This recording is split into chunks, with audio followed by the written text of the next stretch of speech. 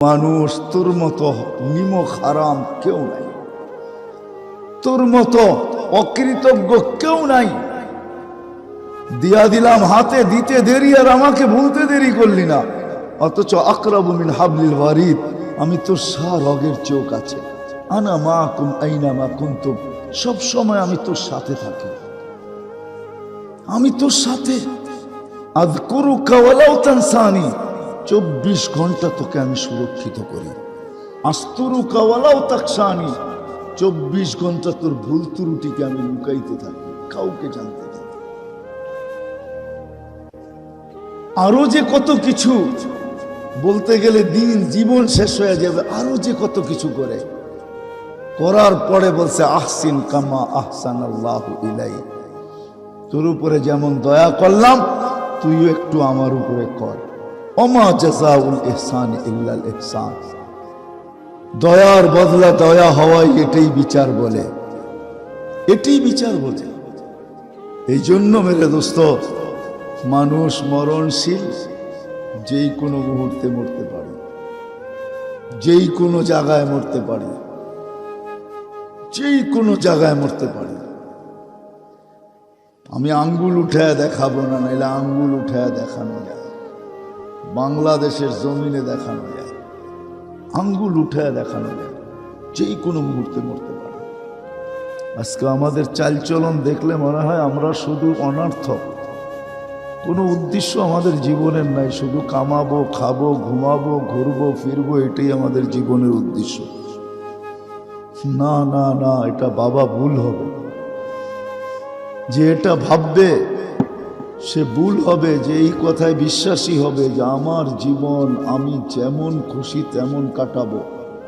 যে এই কথায় বিশ্বাসী হবে সে ভুল করবে, এমন ভুল যেটা আর কোনো দিন শুধরানো সম্ভব হবে না। যদি এইখান থেকে চলে গেল তাহলে আর কোনো দিন এটার রিকভারি সম্ভব না, এটাকে শুধরানো সম্ভব না, এটাকে পরিবর্তন করা সম্ভব না, এটাকে পরিপূর্ণ করা সম্ভব না। সুযোগ এইখানেই আছে। বিধায় আল্লাহ মানুষকে বুঝাইতে চাইতেছেন যে তুমি কিন্তু মরণশীল। হাদিসও বলে, ইবনা আদম লা তাফরাহ বিদুনিয়াইকা ফাইন্নাকা গায়রা মুখাল্লাদ, তুমি কিন্তু চিরঞ্জীব না। ইন্নী কাতাবতুল মাউতা আলা মান তাহতা আরশি, আমার আরশের নিচে যে আছে তাকে মরতেই হবে, এটাই সত্য। কুল্লু নাফসিন যায়িকাতুল মাউত, প্রত্যেক ব্যক্তিকে মৃত্যুর স্বাদ পান করতে হবে। মৃত্যুর একটা স্বাদ আছে, যে মারা গেছে সে বলতে পারে যে মৃত্যুর স্বাদ কি, কিন্তু কবর থেকে উঠাইয়া আয়না তো আর চেয়ারে বসানো যায় না, লাউড স্পিকারের সামনে রাখা যায় না। যদি যাইতো তাহলে সব সমস্যার সমাধান হয়ে যেত, কিন্তু এই সিস্টেম আল্লাহ নিয়ম রাখেন নাই। এই জন্য আল্লাহর রসুল বলছিলেন যে আমার মনে চায় আমি দোয়া করি যে কবরের অবস্থা তোমাদেরকে দেখায় দেওয়া হোক, কিন্তু পরক্ষণে দোয়া এই জন্য করি নাই যে তোমরা আপনজনকে আর কেউ কবরে দিবে না, দুনিয়াটা দুর্গন্ধে ভরে যাবে। এই জন্য দোয়া করতে যেও দোয়া করি নাই। বিদায় ভাবার বিষয়, মানুষ কিন্তু মরণশীল, আমরা মরণশীল। কখন মরব এটাও জানি না। যদিও আমাদের হাতের টেকনোলজি আমাদেরকে আশ্চর্যান্বিত করে, আমাদের হাতের টেকনোলজি আমাদেরকে তাক লাগায় দেয়। মানুষের হাতের টেকনোলজি মানুষকে তাক লাগায় দিতেছে, কিন্তু জানার কোনো সুযোগ নাই যে আমি কখন মরব, কোথায় মরব, কোন অবস্থায় মরব, তা জানার সুযোগ কারো নাই। এতটুক কথা যদি বুঝে আসে তো সামনেরটাও বুঝে আসবে যে আমি মরণশীল, আমাকে চলে যেতে হবে। কেন অস্তিত্ব দিলেন এটা বোঝা অনেক সহজ হবে, নাইলে কেন অস্তিত্ব দিলেন এটা বোঝা সহজ হবে না। তাইলে ওই স্লোগানেই বিশ্বাস করবে, আমার জীবন আমি কাটাবো, যেমন খুশি তেমন কাটাবো। কিন্তু জীবনটা আমার না, না যুক্তিতে বুঝে আসে না তর্কে বুঝে আসে। জীবনটা যদি আমার হতো তাহলে জীবনের কোনো অংশে আমার কন্ট্রোল থাকতো, আমার কোনো কন্ট্রোল নেই। জীবনের অংশটা আমার কথা মানত, কোনো একটা অংশ আমার কথা মানে না, আমার কন্ট্রোলে নেই।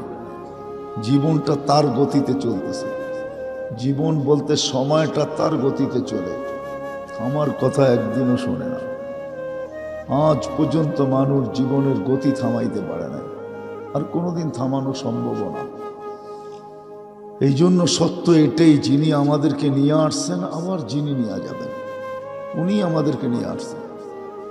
আমরা সদিচ্ছায় কেউ মানুষ হয়ে আসি না। কেউ বলতে পারবে না যে আমি সদিচ্ছায় মানুষ হয়ে আসছি, না, ওনার ইচ্ছায় আমরা মানুষ হয়ে আসছি। ইচ্ছা করলে যা খুশি তা বানাইতে পারতেন, কোনো প্রতিবাদ করার সুযোগ নাই। সারা দুনিয়ার প্রাণীগুলো এক হয়ে আজ পর্যন্ত কোনোদিন প্রতিবাদ করে নাই। বরং এটাই পাওয়া যায়, শুকর পর্যন্ত সকালে ঘুমের থেকে ওঠে আর উঠেই একটা চিৎকার দেয়, আলহামদুলিল্লাহিল্লাযী খালাকানি আবতারা খালকি। প্রশংসা ওই আল্লাহর, যিনি আমাকে অস্তিত্ব দিছেন সৃষ্টির ভিতরে সবচেয়ে নিকৃষ্ট করা, তারপরও তো দিছেন। কুকুরও দেখবেন ঘুম থেকে উঠেই একটা হামাগুড়ি দিয়ে একটা আওয়াজ বাহির করে, সেও আল্লাহর প্রশংসা করে। মা মিন শাইইন ইল্লা ইউসাব্বিহু বিহামদি রাব্বি। প্রত্যেকটা বস্তু আল্লাহর প্রশংসায় 24 ঘন্টা বাধ্য। মানুষই একমাত্র স্বভাব রাখে, নাইলে কোনো সৃষ্টি এই স্বভাব রাখে না। মানুষই একমাত্র অভ্যাস রাখে, স্বভাব রাখে। ইদা মাসাহুল খাইরু মানুয়া। ভালো কিছু পাইতে দেরি, এই কথা বলতে দেরি করে না যে এই ভালোটা আমাকে দিল তো দিল কে। মানুষ সুস্থ হয়ে যখন হাসপাতাল থেকে ফিরে তো প্রশংসা করে তো হাসপাতালের করে, ডাক্তারের করে। বহুত কম রুগী আছে সুস্থ হইয়া সর্বপ্রথম 2 রাকাত নামাজ পড়ে এই কথা বলে, মালিক তুই সুস্থ করে দিল। এইখানে একজনও নাই অসুস্থ হওয়ার পরে সুস্থ। অনেকেই আমরা অসুস্থ হয়েছি, অনেকেই আমরা সুস্থ হয়েছি, কিন্তু আজ পর্যন্ত কেউ আমরা সুস্থ হওয়ার পরে 2 রাকাত নামাজ পড়া বলি না, মালিক তুই সুস্থ করছিস। সবাই বলে হাসপাতাল বড় ভালো, ডাক্তার বড় দক্ষ, ধরতে পারছে আমার রোগটা, চিকিৎসা ঠিক মতো করছে, আমি ভালো হয়ে গেছি। অথচ কোরআন বলে ওয়াইদা মারিস্তু ফাহুয়া ইয়াশফিন। কোরআন শিখাইতেছে এটা, ওয়াইদা মারিস্তু ফাহুয়া ইয়াশফিন। যখন আমি রোগে আক্রান্ত হই, শেফা দিলে তো মালিকই দেয়, আর কেউ দেয় না। কিন্তু আল্লাহর নাম একবারও উচ্চারণ করে নাই, একবারও কেউ নাই। বলেন আপনি এখানে এতগুলা লোক, যুবকও আছে, বৃদ্ধও আছে, বলেন কোনোদিন সুস্থ হয়ে 2 রাকাত নামাজ পড়া এই কথা বলছি যে মালিক তুই আমাকে সুস্থ করে দিছিস? সবাই প্রশংসা করি কার? ডাক্তারের। সবাই প্রশংসা করি কার? হাসপাতালের। এই জন্য কোরআন বলে ইদা মাসাহুল খাইরু মানুয়া। মানুষই একমাত্র স্বভাব রাখে, এই স্বভাব সৃষ্টির ভিতরে কারো নাই। মানুষেরই খারাপ স্বভাব, মানুষই স্বভাব রাখে। ভালো পাইতে দেরি, আল্লাহকে বলতে দেরি করে না। একটু তাকায় দেখেন, যুবক যৌবন পাইতে দেরি, আল্লাহর থেকে দূরে সরতে দেরি করে না। যতদিন যৌবন পায় নাই অতদিন তো বাচ্চা ছিল, কলম তার বিরুদ্ধেও ছিল না, পক্ষেও ছিল না। কিন্তু এই দিক দিয়ে যৌবন পাইতে দেরি, আল্লাহকে বলতে দেরি করে নাই। ভাবেন, টাকাওয়ালা টাকা পাইতে দেরি, আল্লাহকে বলতে দেরি করে নাই। যে যা পাইছে পাইতে দেরি, আল্লাহর থেকে দূরে সরতে দেরি করে নাই। ওয়াইদা মাসাহুল খায়রু মানুয়া। খায়ের পাইতে দেরি, আল্লাহ বলতে দেরি করে না। মানুষের এই স্বভাব। কিন্তু সত্য এটাই, আমরা মরণশীল। যেই কোনো মুহূর্তে মরতে পারি, যেই কোনো জায়গার থেকে যাইতে পারি। এমন না আপনি উন্নত ফ্ল্যাটে বসে আছেন মৌত হবে না, এমন না। উন্নত দেশে বসে আছেন মৌত হবে না, এমন না। যেখানেই থাকুক না কেন মানুষকে মরতে হবে। কিন্তু ভাবতে হবে, বসতে হবে, শিখতে হবে, জানতে হবে যে আল্লাহ আমাকে কেন অস্তিত্ব দিলেন, আমার অস্তিত্বের কারণ কি, কি কারণে আল্লাহ আমাকে অস্তিত্ব দিলেন, কি কারণে আল্লাহ আমাকে কুদরতি হাত দিয়ে তৈরি করলেন, সব সৃষ্টি তো হুকুম দিয়া করলেন, সব সৃষ্টি তো 2 অক্ষর দিয়ে অস্তিত্ব দিলেন। আজকে তো মানুষ নামাজ পড়তে আসে না, এই জন্য আমার মনে হয় সে ভাবে যে মানুষকে আল্লাহ নামাজের জন্য ডাকতেছে, এই জন্য সে আসে না। আসলে মানুষকে আল্লাহ নামাজের জন্য ডাকে না, নামাজ তো একটা বাহানা মাত্র। আসসালাহ এই শব্দটা বাহানা মাত্র। যদি সত্য হয় মানুষকে আল্লাহ ডাকে জান্নাতের চাবি দেওয়ার জন্য, যেখান থেকে তার যাত্রা ওইখানের চাবি দেওয়ার জন্য। মনে হয় বুঝাইতে পারি নাই, আমাদের যাত্রা জান্নাত থেকে, আমাদের গন্তব্যও কিন্তু জান্নাত, আমাদের যাত্রাও জান্নাত থেকে, গন্তব্য জান্নাত। আল্লাহ জান্নাতের নামাজের জন্য মসজিদে ডাকতেছেন এই জন্য যে আসো জান্নাতের চাবি তোমার হাতে দিয়া দেই। আসসালাতু মিফতাহুল জান্নাহ, নামাজ জান্নাতের চাবি, চাবি দেওয়ার জন্য তোমাকে ডাকতেছি, আসো। আল্লাহ তো নামাজ বাহানা, আল্লাহ তো এই জন্য ডাকেন, নামাজের জন্য ডাকেন না। আমরা সবাই জানি আমাদের নামাজের কি অবস্থা, ঠিক না? না জানি না? যতটুকু পড়ি এটার অবস্থা জানি তো। কি বলেন? বললে রাগ হয়ে যাবেন? হ্যাঁ, হইতে পারে যুবকরা, শিক্ষিতরা রাগ হয়ে যাবেন। বলবো, রাগ হয়েন না। কিন্তু মানুষ অসুস্থ হইলে ডাক্তার হাজারো টেস্ট দেয়, ঠিক না? করান না? করান না? হ্যাঁ করান তো। টাকা যায় না? যায় না? বিড়ম্বনা হয় না? হয় না? সব কিছু হয়, তারপর তো টেস্ট করান, ঠিক না? আজ পর্যন্ত এখানে কয়জন আছে যে আমি সূরা ফাতিহাকে টেস্ট করছি? একজন আলেমের কাছে যেয়ে বলছি, কারি সাহেবের কাছে যেয়ে বলছি। সিলেটের তো গ্রামে গ্রামে মাদ্রাসা, এরকম কোনো গ্রাম নাই যে গ্রামে মাদ্রাসা না আছে। মক্তব আছে, হেফজোখানা আছে, মাদ্রাসা আছে, কদমে কদমে উলামা একরাম আছে। কয়জন আছে আমরা যে বিনা পয়সায় সূরা ফাতিহা টেস্ট করছি? মনে হয় আমার কথা বোঝেন না। আলেমকে যে বলছেন হুজুর, নাইলে মক্তবের একটা ছেলেকেই বলতেন যে একটু আমার সূরা ফাতিহাটা টেস্ট করে দাও, আমি পড়ি, তুমি দেখো শুদ্ধ কিনা। সূরা ইখলাসটা টেস্ট করতেন যে কুল হু আল্লাহ আমি টেস্ট করতে আসছি, আমি পড়বো, তুমি দেখবা এটা শুদ্ধ কিনা। অথচ কুল হু আল্লাহ যখন নাজিল হয়, হায় হায় হায় হায়,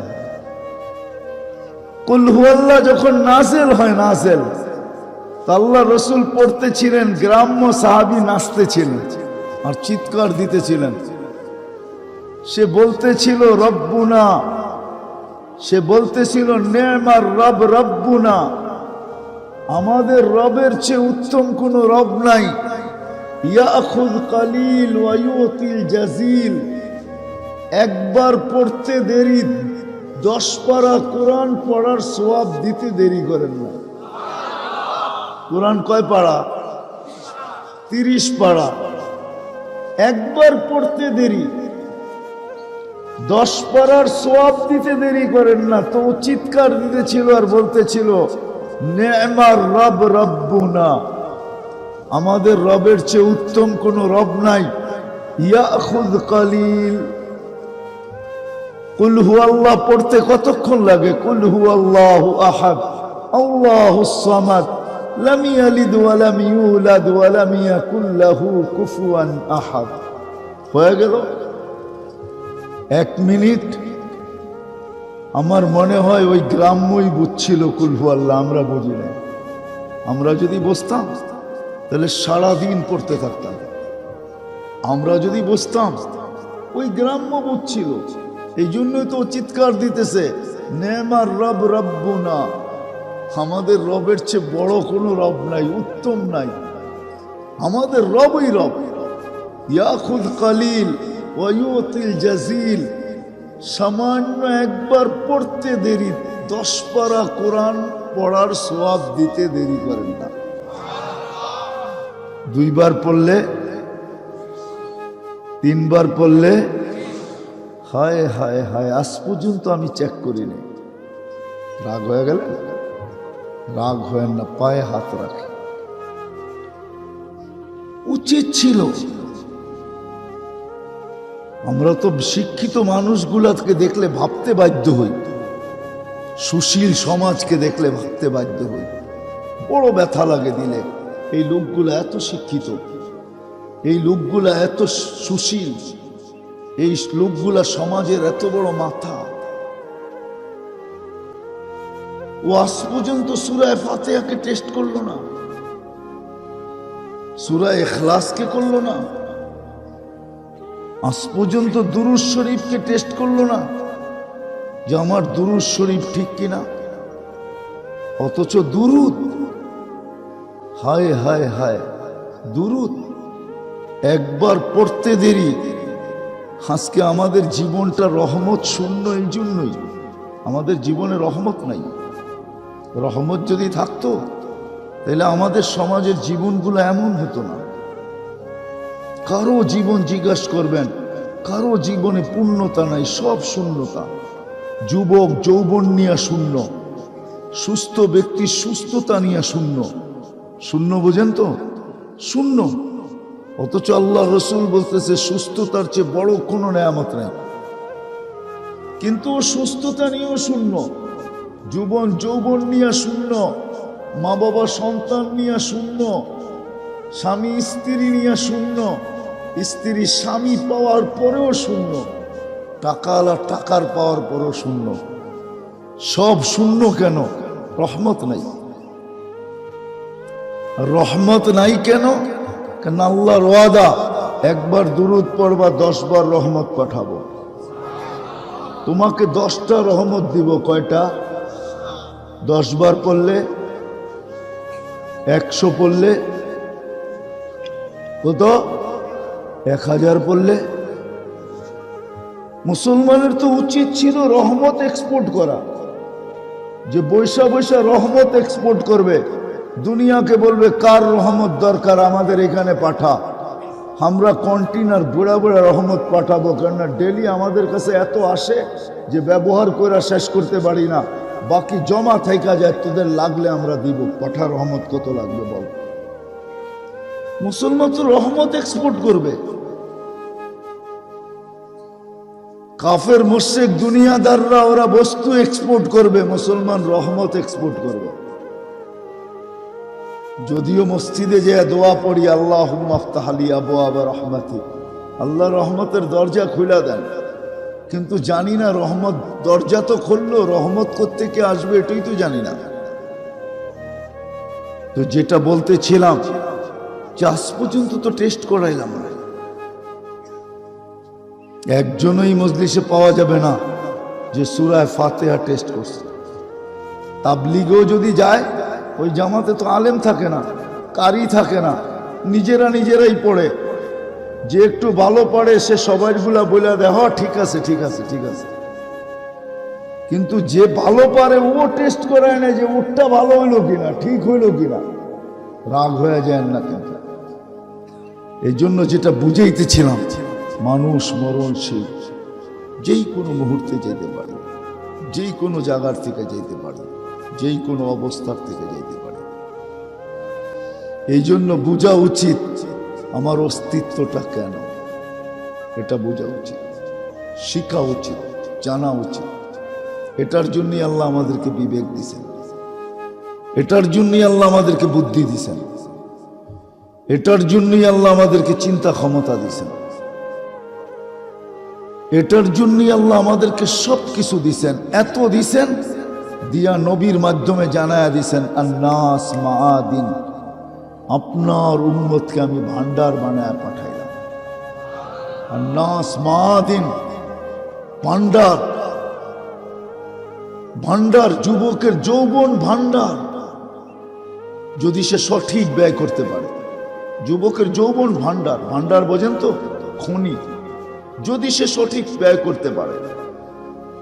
চক্ষু ভান্ডার, দৃষ্টি ভান্ডার যদি সঠিক ব্যয় করতে পারি, একজনও এখানে নাই, না ইয়াং না বুড়া, যাদের মা বাবা বাচ্চা আছে একজনও নাই যে বাহির থেকে ছুটতে ছুটতে যেতেছে। একজন জিজ্ঞেস করে এত তাড়াহুড়া কেন? কয় বুঝবি না। কয় মানি? কয় যাব, দয়ার দৃষ্টিতে দেখব, কবুল হজের সোয়াব কামাবো, আর কবুল হজের বিনিময়ে জান্নাত, এই মুহূর্তে যায় জান্নাত নিজের নামে লেখায় নিব। একজনও এইখানে নাই যে এই নিয়তে বাহির থেকে যাইতেছে যে মা বাবাকে সদয় দৃষ্টিতে দেখব আর কবুল হজের সোয়াব কামাবো। বলেন আজ পর্যন্ত কোনো এই নিয়তে যে মা বাবাকে দেখছেন? একজন হাত উঠান, একজনও নাই। ভান্ডার, যুবকের যৌবন ভান্ডার, যদি সে সঠিক ব্যয় করতে জানে তাইলে সে জমিনে হাঁটবে আর এই হাদিস সত্যায়িত হবে। ইন্নাল্লাহা ইউবাহিল মালাইকা বিশ-শাব বিস-সালেহ। নেক যুবককে দেখা আল্লাহ ফেরেশতাদের উপরে গর্ব করেন। আল্লাহ দেখবে আর ফেরেশতাদের উপরে গর্ব করবে। দেখ যুবক, ভালো মতে দেখ। যৌবন ভান্ডার, নারীর নারীত্ব ভান্ডার, পুরুষের পুরুষত্ব ভান্ডার, ধনালার ধন ভান্ডার, সম্পত্তি আলার সম্পত্তি ভান্ডার। হয় কেমন ভান্ডার এই হায়াত! এক মুহূর্ত যদি থাকে, হাদিস যদি সত্য হয়, হাদিস অবশ্যই সত্য, ইন্নাল্লাহা ইয়াকবিলু তাওবাতা আবদি হাত্তা ইউগারগির। জীবনের মুহূর্তগুলা কত বড় ভান্ডার! কণ্ঠনালীতে রু আসার পূর্ব মুহূর্তেও যদি হাত তুলা বলে আল্লাহ মাফ করে দেন, তো আল্লাহ ওয়াদা করতেছে মাফ করবো, আলা উবালি, তুই কত করছিস সেটার কোনো তাকাই দেবে না। ভান্ডার।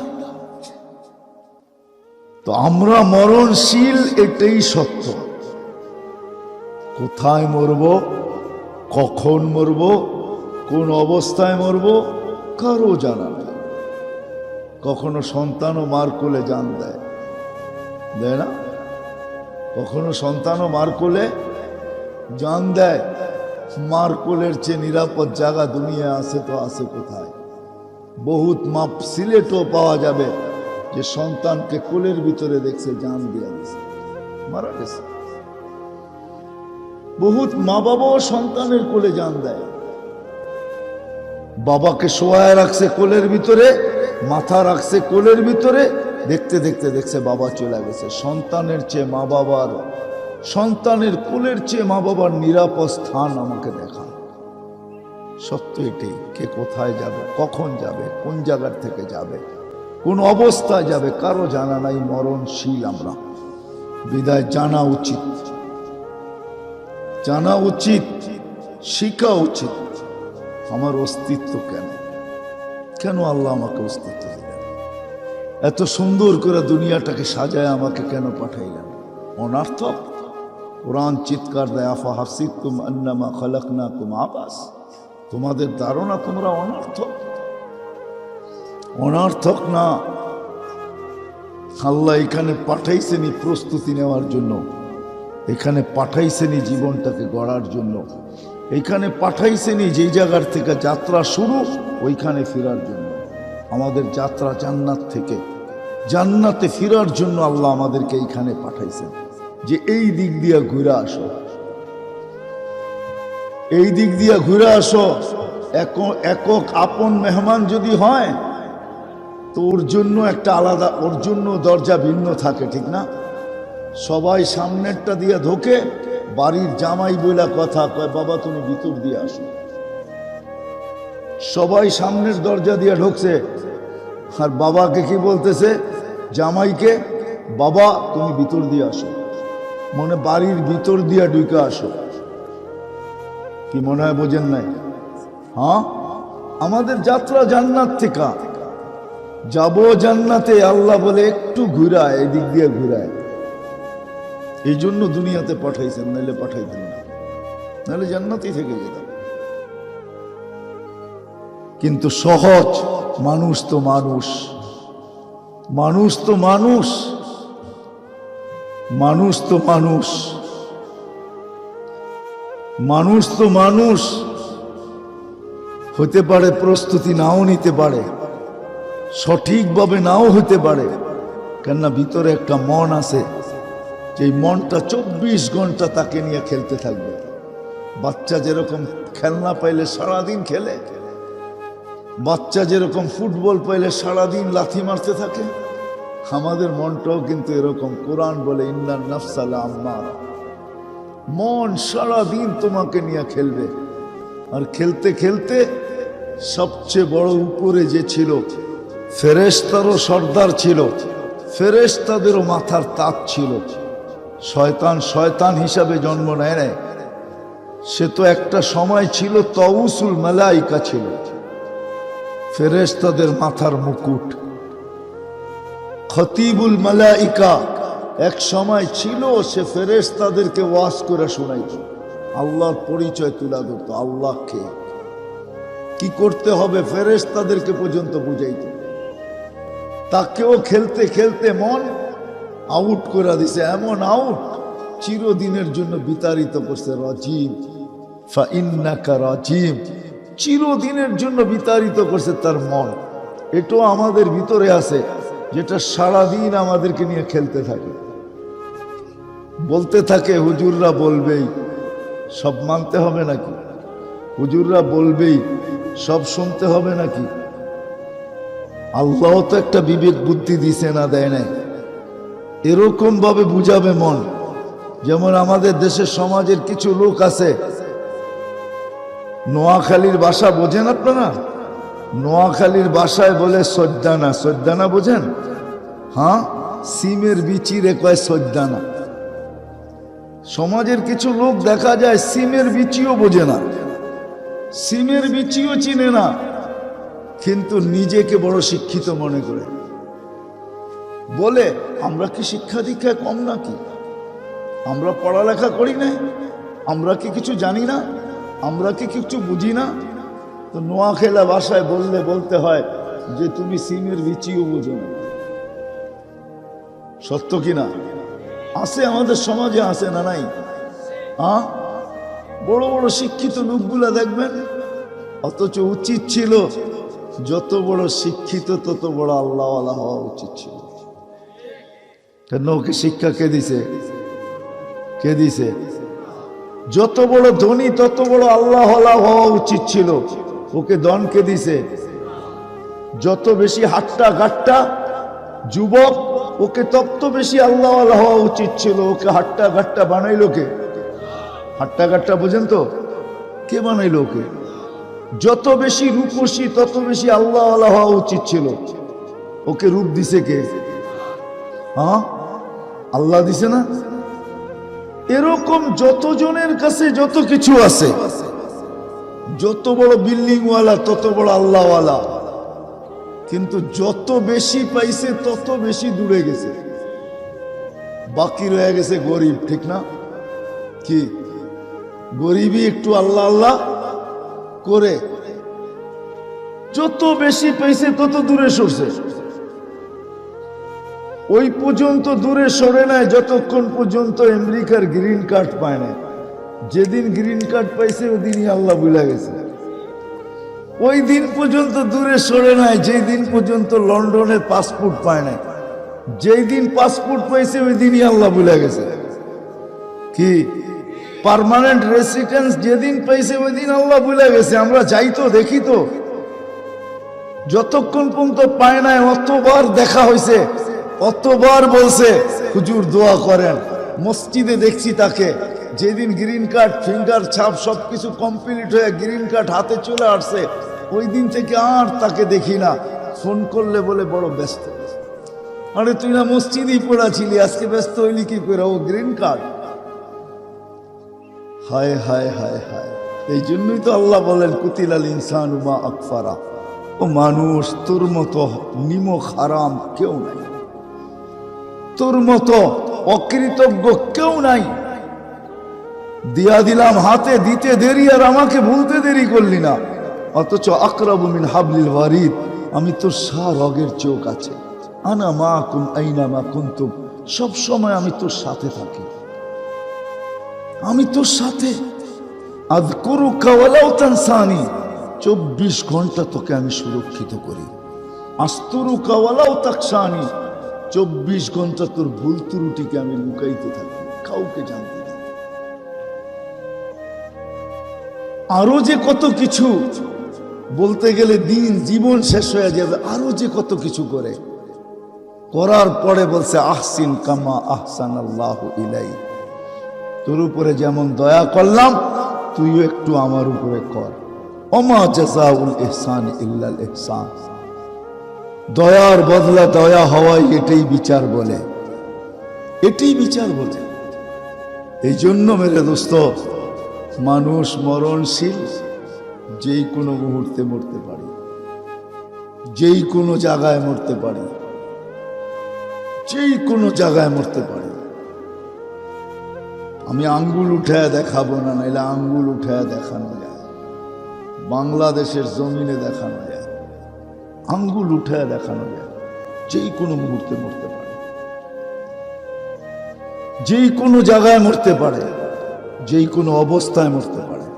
কিন্তু বুঝার বিষয়, আমাকে কেন পাঠাইলেন? আমি ছিলাম তো জান্নাতে, এইখানে কেন পাঠাইলেন? হ্যাঁ, জান্নাতে যাওয়ার জন্যই পাঠাইছেন, কিন্তু এইখানে পাঠাইছেন প্রস্তুতি নেওয়ার জন্য। কিন্তু মানুষ প্রস্তুতি নিবে তো নিবে কিভাবে?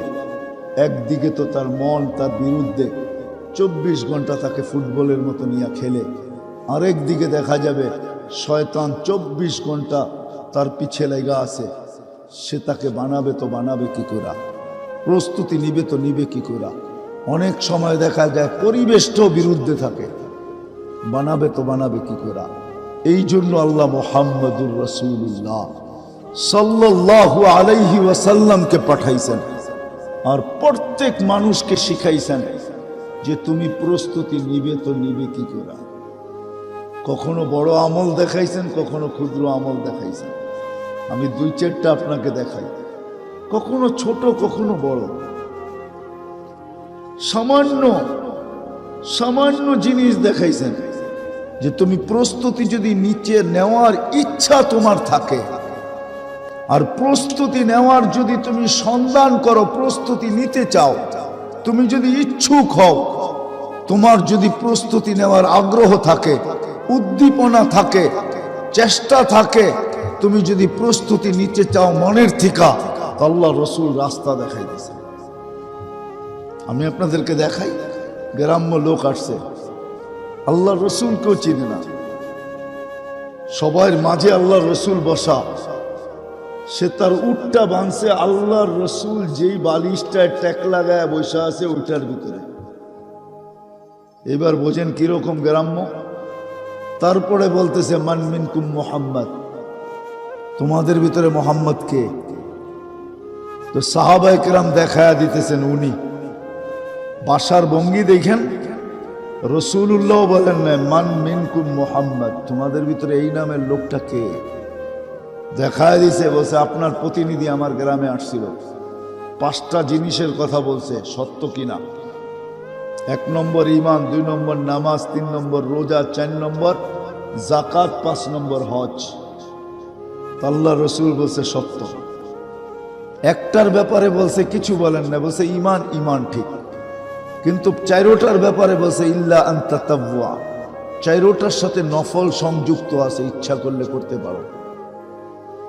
রশি খুলতেছে আর বলতেছে ওয়াল্লাহি লা আযীদু আলা হাযা ওয়ালা আনকুস, যেটা করণীয় বলছে ওটা তো ছাড়ার সুযোগ নাই, ওটা ছাড়বো না, কিন্তু আপনি যেটা বেশি করতে বলতেছেন ওটা করার মতো সুযোগ আমার কাছে নাই, সময় নাই, করব না। যাইতেছেন, আল্লাহর রসুল বলতেছে জান্নাতি দেখবা, এই যে যাইতেছে, জান্নাতি দেখতে মনে চায়, এই যে যাইতেছে। সহজ সহজ পদ্ধতি দেখাইছেন। শুধু শুধু বলেন না সাবিকান নুজুম বিআইহিম ইক্তাদাইতুম ইক্তাদাইতুম।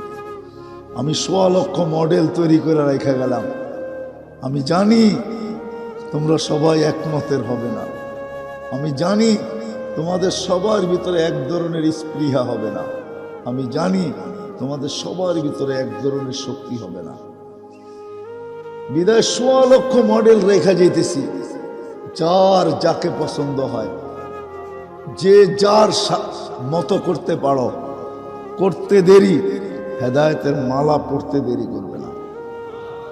সহজ করছেন, সহজ পদ্ধতি দেখাইছেন মুহাম্মাদুর রাসূলুল্লাহ সাল্লাল্লাহু আলাইহি ওয়াসাল্লাম। উনি আসছেনই আমাদেরকে সঙ্গে জান্নাতে নিয়ে যাওয়ার জন্য। এই জন্যই পদ্ধতি দেখাইছেন, এই জন্যই পদ্ধতি দেখাইছেন। আর কিয়ামতের সকাল পর্যন্ত এই পদ্ধতি চলবে, আর কোনো পদ্ধতি চেঞ্জ হবে না। এটাও আল্লাহ বলে দিছেন, খাতামান নবিয়্যিন, আপনি নবুয়তের ঘরের তালা, এই ঘর আর কোনোদিন খোলা হবে না, আর কাউরে বাহির করা হবে না। তালা মেরা দিলাম আপনাকে দিয়া, আপনি নবুয়তের গলার তালা, আর কোনোদিন এই পদ্ধতি কিয়ামতের সকাল পর্যন্ত চলবে। কিন্তু মানুষ তো আসতে থাকবে, যাইতে থাকবে। এই জন্যই আল্লাহ সিস্টেম করছেন, ওয়া আওরাসনাল কিতাবাল্লাযী নাস্তাফাইনা মিন ইবাদিনা।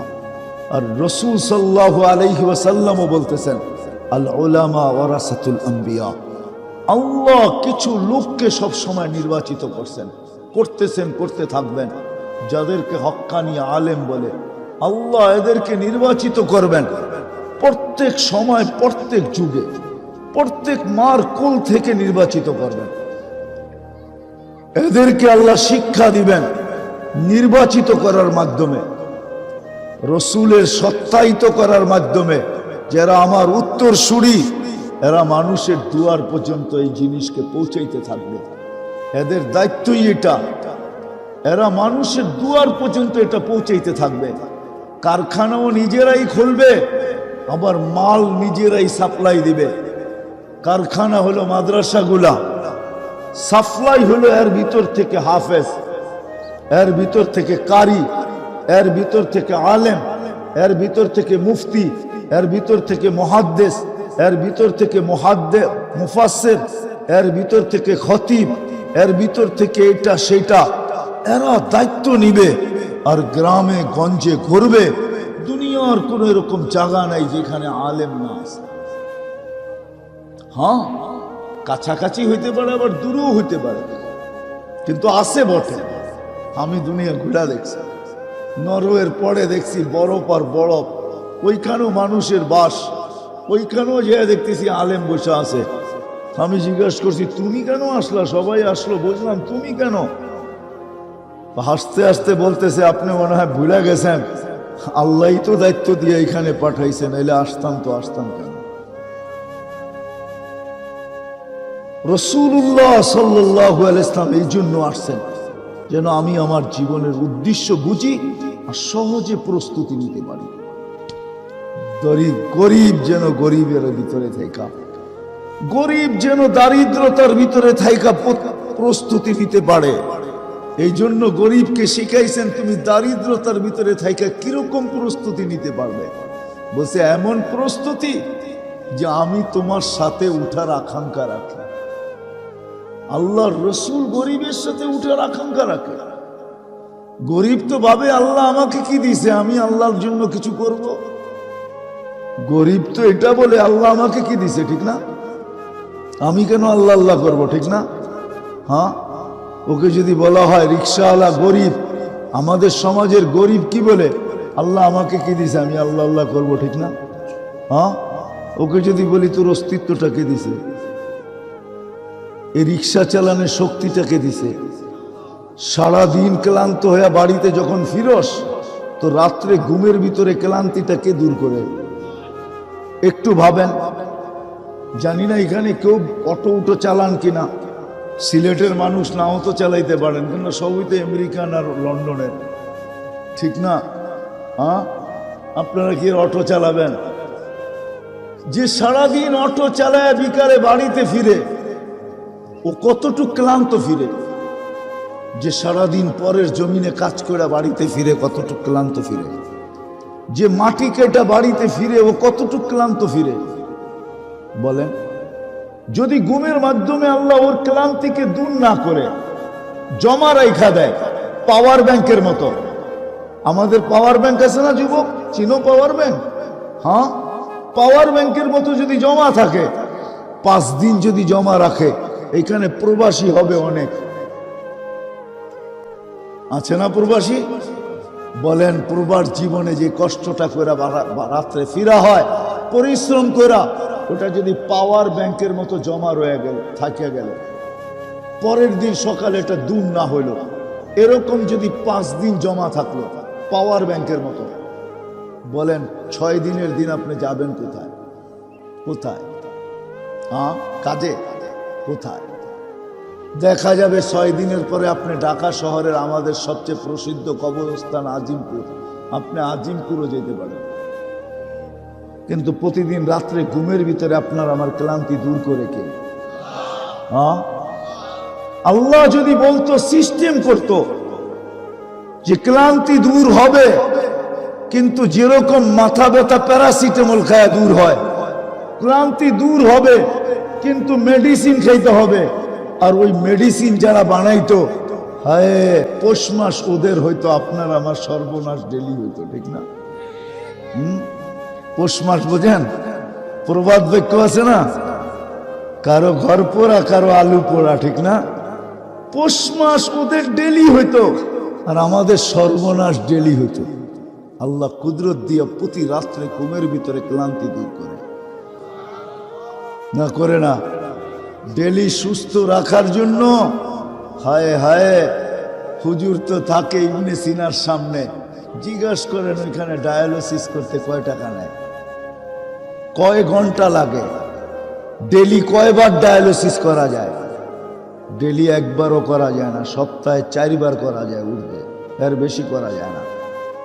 কিন্তু আমি তো যুবকদেরকে বুঝাইতেই পারি না যে যুবক, তোমাকে যৌবনের এই সুস্থতা রাখার জন্য ডেলি আল্লাহ কুদরত দিয়া 36 বার ডায়ালিসিস করে। প্রত্যেক নারী পুরুষকে সুস্থ রাখার জন্য ডেলি আমাদের কিডনি কুদরতি ভাবে 36 বার ডায়ালিসিস করেন। একবার যদি আল্লাহ কমায় দেয়, 1 মাস পরেই আপনি হাসপাতালে। ডেলি 36 বার। এই জন্য শিখা উচিত, আমি মরণশীল, যেই কোনো মুহূর্তে মরতে পারি, যেই কোনো জায়গায় মরতে পারি, যেই কোনো অবস্থায় মরতে পারি। এই জন্য শিখা দরকার আমার অস্তিত্ব কেন। এটা শিখানোর জন্যই মুহাম্মদুর রাসূলুল্লাহ সাল্লাল্লাহু আলাইহি ওয়াসাল্লাম আসছেন, শিখো তোমার অস্তিত্ব কেন। তুমি যাবে তো যাবে কোথায়? তোমার যাত্রাও জান্নাত থেকে, তুমি যাবেও জান্নাতে। শুধু একটু দুনিয়াটা ঘুরে তোমাকে যেতে হবে। যেমন অনেক সময় হয়, বাইপাস রোড থাকে, এই রোডে কাজ চলতেছে, আরেক রোড খুলে একটু ঘুরে আসতে হইতেছে, আসতেছে নিজের বাড়ি। আল্লাহ বলে জান্নাতেই আসবে, কিন্তু দুনিয়া ঘুরে আসো, প্রস্তুতি নিয়ে আসো। ওই প্রস্তুতি প্রত্যেক ব্যক্তি কিভাবে সহজে নিতে পারে, এই জন্যই আল্লাহ রাসূল শুধু শিখান নাই, শুধু শিখায় দিয়া যান নাই, কসম খোদার চোখের পানিও ঝরায় গেছে। নিজের সমস্ত জীবনের দোয়া উম্মতের জন্য করে গেছে। বলছেন প্রত্যেক নবীর এক একটা দোয়া থাকে, খাস দোয়া থাকে, প্রত্যেক নবী দুনিয়াতে করে শেষ করে দিছেন। আমাদের নবীজি দুনিয়ায় করেন নাই। জিজ্ঞাসা করছে, আপনি কেন করলেন না? আপনি কেন সবার বিপরীত? আপনি কেন সবার থেকে ভিন্ন? এটা গচ্ছিত রাখছি, কিয়ামতের মাঠে করব। কার জন্য করবেন? উম্মতের জন্য, হাসানের জন্য না, হুসাইনের জন্য না, আলীর জন্য না, ফাতেমার জন্য, নিজের সাহাবীদের জন্য না, আবু বকর, ওমর, ওসমান, আলীর জন্য না, বসে উম্মতের জন্য করব। যিনি শুধু শিখায় যান না, চোখের পানিও জড়ায় গেছে। আমি বললেই বলবেন এক্সেস বলি, আমি তো সারা দিন এগুলা পড়তে থাকি, আর আমি ভাবতে থাকি কি নবী দিল, উম্মত কেন চিনল না? আমরা কেন চিনলাম না? আমরা কেন জানলাম না? কেমন নবী আল্লাহ আমাদেরকে দিলেন, কেমন রসুল আল্লাহ আমাদেরকে দিলেন, কেমন হারিসুম বিল মুমিনিন দিলেন, কেমন রউফ দিলেন, কেমন রহিম দিলেন। কেননা নবীর জিন্দেগি না পড়লে বোঝা যাবে না, গভীর পড়তে হবে, সর্বক্ষণ পড়তে হবে যে কেমন নবী আমাদেরকে দিলেন, আমরা কেন চিনলাম না। কোরআন পড়লে বোঝা যায়।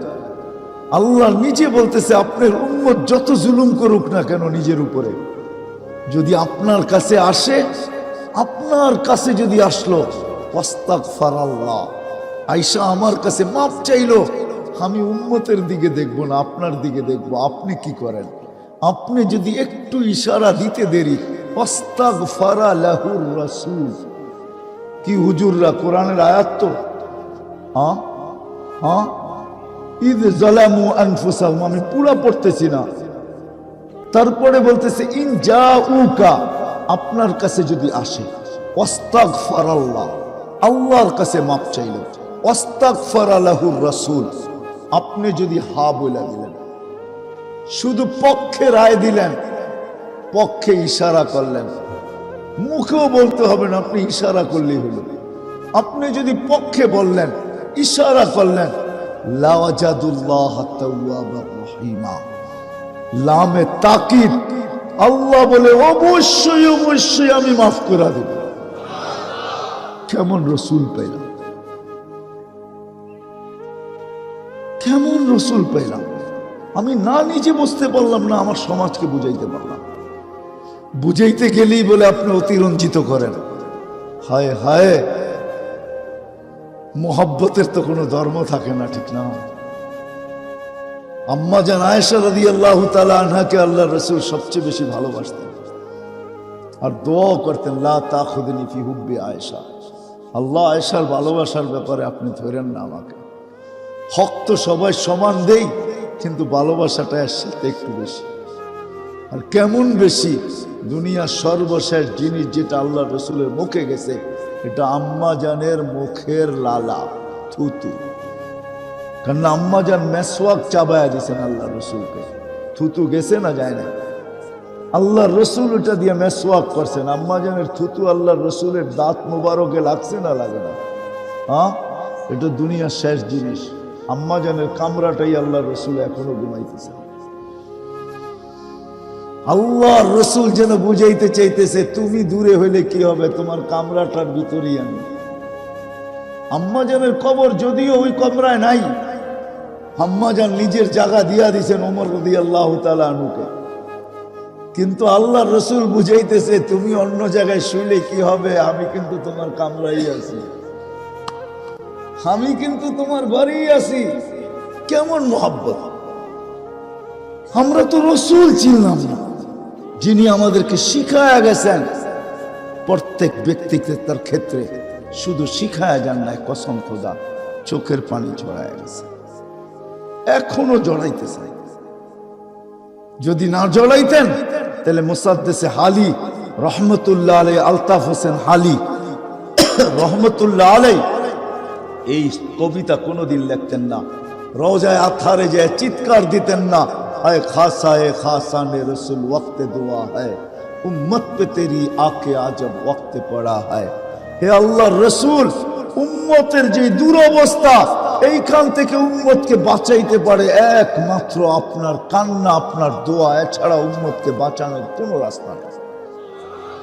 এখনো কাঁদেন, কিয়ামতের দিনও কাঁদবেন। আসেন শিখি, প্রস্তুতি নেই, মানুষ কিন্তু মরণশীল। কিয়ামত পর্যন্ত এই শিখানের জন্য, বুঝানোর জন্য, যদিও সর্বশেষ নবী আর নবী আসবে না, এই জন্যই উলামা একরাম কাঁধে দায়িত্ব নিয়া, কে কি বলল, কতটুক কামাই হইল, এটা দেখে না। আজকে মানুষ অর্থের পিছে ছুটে বেড়াইতেছে। এই মাদ্রাসাগুলাতে 5,000 7,000, আমার মনে হয় না এই মাদ্রাসার বেতন 10,000-এর উপরে হবে। 10,000-এর উপরে হবে আমার মনে হয় না। হ্যাঁ, সত্য তো?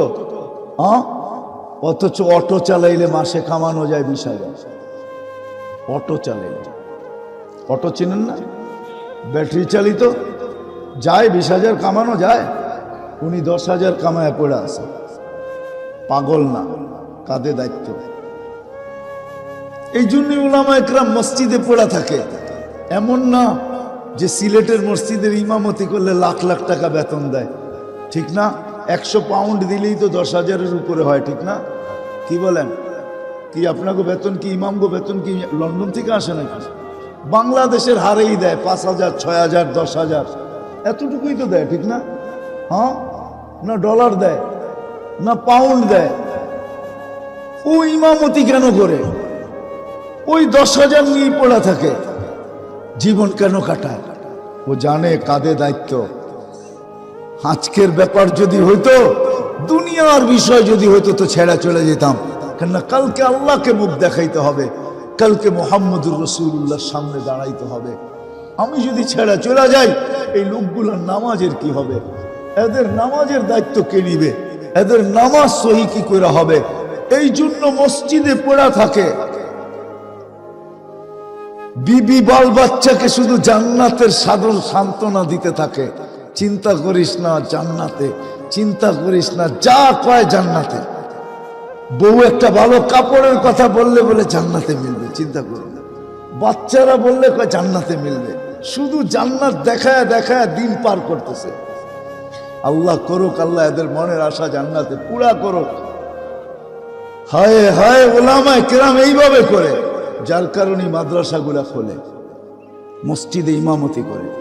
আপনার আমার ছেলেকে, হায় আমরা তো বুঝি না, আমরা মনে করে, আমাদের সমাজ মনে করে এরা আমাদের ছেলেদেরকে অশিক্ষিত বানাইতেছে, এরা আমাদের ছেলেদেরকে দুনিয়ার কিচ্ছু দিতেছে না। আরে কিয়ামতের দিন বুঝবে হাফেজের বাবা যখন 490 কোটি ফেরেশতা আসবে আর ওকে সেলুট করবে, সেলুট, তখন বুঝবে। আজকে বুঝবে না। 490 কোটি ফেরেশতা হাফেজের বাবাকে সেলুট দিবে। সেলুট, শুধু সেলুট দিবে না, পুরস্কারও দিবে। প্রথম সেলুট দিবে, তারপরে পুরস্কার উঠিয়ে দিবে। প্রত্যেকের হাতে পুরস্কার থাকবে। বলবে দুনিয়ার সরকার যদি বাপের পুরস্কার দিতে পারে, পিতা হওয়ার পুরস্কার দিতে পারে, আল্লাহু আহাক্কু বিহা। কেমন পিতা তুই, ছেলে হাফেজ, তোকে পুরস্কার না দেই তো দিব কাকে? হাফেজকে তো দিবেই দিবে, মাকে দিবে। হায় আপনার ছেলে আল্লাহ দেখায়, তারপরও কেন বুঝি না, জানি না। করোনার সময় 2020-এ দেখায় দিছে আল্লাহ। কোটি কোটি টাকার মালিক মারা গেছে, কোটি কোটি না, শত শত না, হাজার কোটি টাকার মালিক মারা গেছে। সন্তান শেষ দেখা পর্যন্ত দেখে নাই। শুধু হাসপাতাল থেকে খবর পাইছে যে তোমার বাপ ডেড, তোমার বাবা চলে গেছে, ইউর ফাদার ইজ গন, তোমার বাবা চলে গেছে দুনিয়ার থেকে। বাস ফোনটা রিসিভ করছে, সংস্থাকে বলছে সৎ কাজ করে নেন আপনারা, আমরা অনুমতি দিলাম, আমরা আসবো না, দেখবো না, করুণায় মারা গেছে। হায় হায় হায়, দেখায় তো দিল চোখের সামনে। এরকম একটা না, দুইটা না, শত আছে। আর আলেমের বাবা মারা গেছে, এটাও দুনিয়াকে দেখাইছে। সে গোসল দিছে, সে কাফন পড়াইছে, সে জানাজা পড়াইছে, সে কবরে রাখছে। দুনিয়া বলছে করুণা, কয় থোতর করুণা। বাবা বড়, করুণা বড় না। বলছে তুই মারা যাবি, থোতর মারা যাবি। বাবা বড়, আমি বড় না। তারপরে বলছে শোন, আমরা জানি লা ইউসিবানা ইল্লা মা কাতাবাল্লাহু লানা। আল্লাহ চাইলে হবে, নাইলে হবে না। আল্লাহ চাইলে প্রধানমন্ত্রীরও হবে, চাই সে ক্যানাডার হোক, একবার না দুইবার। আল্লাহ চাইলে লন্ডনের প্রধানমন্ত্রীরও হবে, একবার না দুইবার। দুইবার করে হয়েছে দুজন, খবর না? অথচ যারা করুণার লাশ দাফন করছে, আজ পর্যন্ত একজনেরও রিপোর্ট নাই করুণা হয়েছে। বুলেও পজিটিভ আসে না, বুলে টেস্ট করানোর পরে বুলে আসে না, মাঝে মাঝে রিপোর্ট ভুল আসে না, বুলেও পজিটিভ আসে না, সব নেগেটিভ আসে। ইসলাম এটাই শেখায়। এই জন্যই মাদ্রাসাগুলো করে, এই জন্যই শেষ কথা আমি তো বলি, প্রস্তুতি নিবেন তো ইনশাআল্লাহ, শিখবেন তো, জানবেন তো। প্রস্তুতির সবচেয়ে বড় নিদর্শন যেটা, সেটা হলো 5 ওয়াক্ত নামাজ। এই মজলিসে যারা আছি যে আসর থেকে আর জীবনে কোনোদিন সদ ইচ্ছায় নামাজ ছাড়বো না। ওয়াদা? হ্যাঁ ওয়াদা পাক্কা তো? আল্লাহ কিরকম সুযোগ দিছে তারপরে নামাজ পড়ি না। আমার মনে হয় না কোনো উম্মতের জন্য ইমাম ছিল। আমি পাই না, হুজুররা পাইছে কিনা জানি না। বড় বড় হুজুরদেরকে জিজ্ঞাসা করলে পাওয়া যেতে পারে। কোন ইমাম ছিল কোন উম্মতের জন্য? হ্যাঁ জানা আছে? আমার মনে হয় না। যার যার নামাজ শেষে পড়তো, যার নামাজ শেষে পড়তো। এই উম্মতের জন্য আল্লাহ সুযোগ দিছেন। কয় কিচ্ছু পারি না, ইমামের পিছে দাঁড়ায় যায়, যা ইমাম করে ইফাল কামা ফাল আল ইমাম, ইমাম যেমন করে এরকম কর, তোর নামাজ হয়ে যাবে। কেরাত, কেরাতুল ইমামে কেরাতুল লাক, ইমাম পড়বে তোর লেগা কেরাত হয়ে যাবে। তারপরে পড়েন না কেন? পড়বেন তো, শিখবো তো। হ্যাঁ আলেম ওলামাদের সাথে থাকবো, যত বেশি ঘনিষ্ঠ হইতে পারি। আজকে আমি আপনাদেরকে বুঝাইতে পারবো না, কালকে বুঝাইতে পারবো। কিয়ামতের দিন বুঝবেন এই ঘনিষ্ঠতা কতটুকু লাভে দিল, কাজে দিল। কাজে দিল। সব সময় একরকম থাকে না। জমানা বায়ে খাল রেহতা নেই, এটাই সত্য। কিয়ামতের মাঠে আলেমদের সম্পর্কই আপনার কাজে লাগবে ইনশাআল্লাহ। এরা সুপারিশ করে পার করে নিয়ে যাবে। সম্পর্ক করব তো, সত্য। আর সর্বশেষ কথা, যতটুক পারি সাধ্য অনুযায়ী যাতে এই মাদারিস গুলা টিকা থাকে, মাসাজিদ গুলা টিকা থাকে, মক্তব হেফজোখানা টিকা থাকে, আমার যতটুক সাধ্য, কসম খোদার এগুলা টিকা থাকার ভিতরে আমাদের টিকা থাকা, এগুলার টিকা থাকার ভিতরে আমাদের টিকা থাকা। এই জন্য আমার কথা বড় ভাইরাল যে বাংলাদেশ নড়ে চড়ে পড়ে না। বাংলাদেশের যত বিপর্যয়ের কথা বলে, অতীতে বলছে বাংলাদেশে কোনো বিপর্যয় আজ পর্যন্ত হয় না। 2020-এ এমন কোন মানুষ নাই যে বাংলাদেশ নিয়ে বিপর্যয়ের কথা না বলছে। আমি নাম বলবো না, নাম বললে অনেককে আপনারা আমার চেয়ে বেশি চিনবেন। লক্ষ লক্ষ মরে যাবে, পাওয়া যাবে না দাফন করার কেউ। বাংলাদেশে কোনো বিপর্যয় হয় নাই, হয়েছে? হ্যাঁ ভূমিকম্প 2 দিন আগে আসছে নেপালে, 6.6, সবকিছু সোয়ায় থুয়া চলে গেছে। বাংলাদেশে 7.8 হয়েছে, কিচ্ছু হয় নাই। 10 নম্বর মহাবিপদ সংকেতের বুলবুল আসছে, কয়েকটা কলা গাছ নিয়ে চলে গেছে, আর কিচ্ছু হয় নাই। সামনে যত বিপর্যয়ের কথা শুনতেছি, ইনশাআল্লাহ বিশ্বাস কিচ্ছু হবে না। কেন আমি ওইটা বলতে পারতেছি না যেটা কোরআনে লেখা আছে। সুফিয়ানে সৌরি রহমতুল্লাহ আলাইহি বলতেছে যে কোরআনে 84 জায়গায় আছে যে আল্লাহ বান্দার রিজিকের দায়িত্ব নিছে। কোথাও দায়িত্ব নেয় না এরকম এক জায়গায় পাই না, 84 জায়গায় আছে দায়িত্ব নিছে। শুধু এক জায়গায় পাইছি যে উনি খালি ভয় দেখাইতেছে। এক জায়গায় কোরআনে আছে উনি খালি কি চিনেন ওনারে? আমাদের চির দুশ্মন, উনি খালি ভয় দেখায়। খরচ করলেই কমে যাবে, তুই গরিব হয়ে যাবি, দুর্ভিক্ষে পড়বি, এটা হবে সেটা হবে, খালি উনি ভয় দেখায়। আল্লাহ 84 জায়গায় বলছে আমি দায়িত্ব নিলাম। এই মাদ্রাসাগুলা টিকা থাকবে, মসজিদগুলা টিকা থাকবে। আমার বিশ্বাস যে যা কোক বাংলাদেশে কোনোদিন বিপর্যয় হবে না।